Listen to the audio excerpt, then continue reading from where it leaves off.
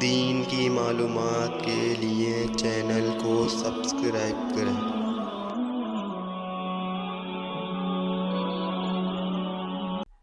نحمده ونصلي على رسوله الكريم اما بعد۔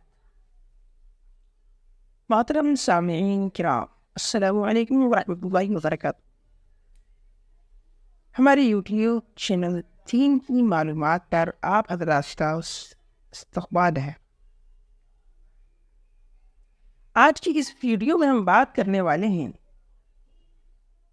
بیٹھ کر نماز پڑھنے کے تعلق سے۔ حضرات، نبی کریم صلی اللہ علیہ وسلم کا ارشاد ہے، الصلاۃ عماد الدین، نماز دین کا ستون ہے۔ من اقامہا اقام الدین ومن ہدمہا ہدم الدین، جس نے نماز کو قائم کیا اس نے دین کو قائم کیا، جس نے نماز کو چھوڑ دیا اس نے دین کی عمارت کو ڈھا دیا۔ اس حدیث کی بنیاد پر نماز پڑھنا ہر حالت میں ضروری ہے۔ نماز کسی بھی حالت میں معاف نہیں ہے، بیماری کی حالت میں بھی معاف نہیں۔ البتہ بیمار شخص کے لیے نماز پڑھنے میں کچھ سہولت ضرور مل جائے، اس لیے کہ نبی کریم صلی اللہ علیہ وسلم کا ارشاد ہے، الدین یسر، دین آسان ہے، دین میں آسانی مشکل ہے۔ لہذا اگر کوئی شخص بیمار ہے اور وہ کھڑے ہو کر نماز نہیں پڑھ سکتا ہے تو شریعت نے اس کے لیے گنجائش رکھی ہے کہ وہ بیٹھ کر نماز پڑھ لے، اور اگر بیٹھ کر بھی نہیں پڑھ سکتا ہے تو لیٹ کو پڑھ لے۔ آج کی اس ویڈیو میں ہم صرف بیٹھ کر نماز پڑھنے کے تعلق سے گفتگو کریں گے اور اس کے جو ضروری وسائل ہیں وہ بیان کریں۔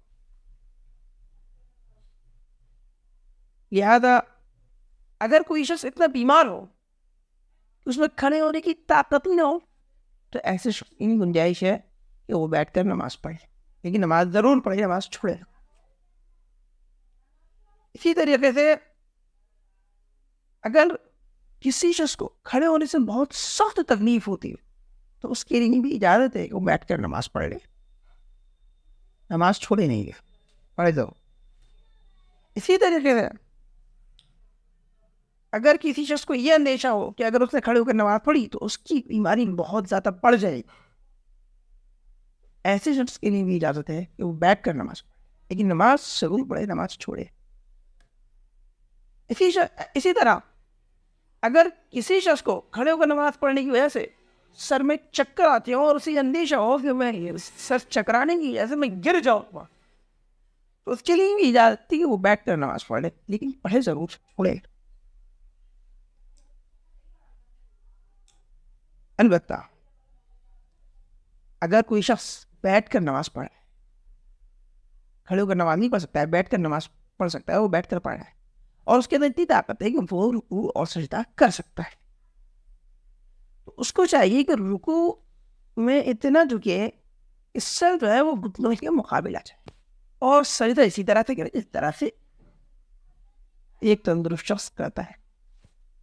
البتہ یہ سر کا رکوع میں اتنا جھکانا کہ گھٹنوں کے مقابل آ جائے یہ افضل ہے، بہتر ہے، ورنہ اگر تھوڑا سا بھی جھکا دیا سر تب بھی رکوع ہو جائے، لیکن یہ افضل ہے۔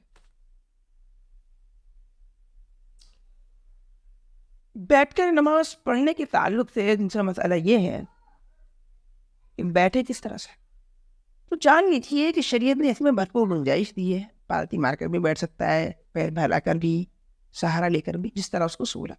البتہ افضل یہ ہے کہ تشہد کی حالت میں بیٹھے، اگر بیٹھ سکتا ہے تو۔